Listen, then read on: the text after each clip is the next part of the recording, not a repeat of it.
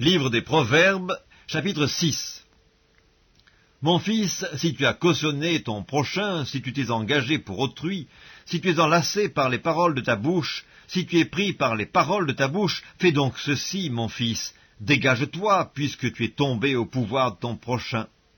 Va, prosterne-toi et fais des instances auprès de lui, ne donne ni sommeil à tes yeux, ni assoupissement à tes paupières.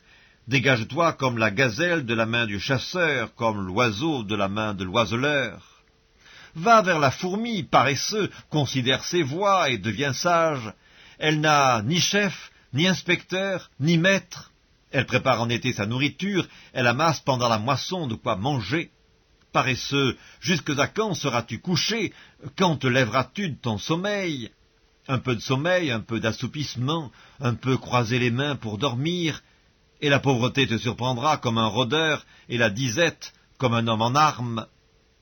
L'homme pervers, l'homme inique, marche la fausseté dans la bouche.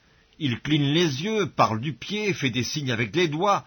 La perversité est dans son cœur. Il médite le mal en tout temps, il excite des querelles. Aussi sa ruine arrivera-t-elle subitement, il sera brisé tout d'un coup et sans remède. Il y a 6 choses que hait l'Éternel, et même 7 qu'il a en horreur. Les yeux hautains, la langue menteuse, les mains qui répandent le sang innocent, le cœur qui médite des projets iniques, les pieds qui se hâtent de courir au mal, le faux témoin qui dit des mensonges, et celui qui excite des querelles entre frères. Mon fils, garde les préceptes de ton père et ne rejette pas l'enseignement de ta mère. Lis-les constamment sur ton cœur, attache-les à ton cou.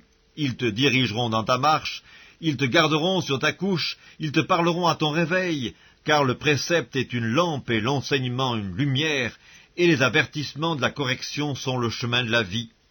Ils te préserveront de la femme corrompue, de la langue doucereuse de l'étrangère. Ne la convoite pas dans ton cœur pour sa beauté, et ne te laisse pas séduire par ses paupières, car pour la femme prostituée, on se réduit à un morceau de pain, et la femme mariée tend un piège à la vie précieuse. Quelqu'un mettra-t-il du feu dans son sein sans que ses vêtements s'enflamment? Quelqu'un marchera-t-il sur des charbons ardents sans que ses pieds soient brûlés? Il en est de même pour celui qui va vers la femme de son prochain. Quiconque la touche ne restera pas impuni. On ne tient pas pour innocent le voleur qui dérobe pour satisfaire son appétit quand il a faim. Si on le trouve, il fera une restitution au septuple, il donnera tout ce qu'il a dans sa maison. Mais celui qui commet un adultère avec une femme est dépourvu de sens. Celui qui veut se perdre agit de la sorte. Il n'aura que plaie et ignominie, et son opprobre ne s'effacera point. Car la jalousie met un homme en fureur, et il est sans pitié au jour de la vengeance. Il n'a égard à aucune rançon, et il est inflexible, quand même tu multiplierais les dons.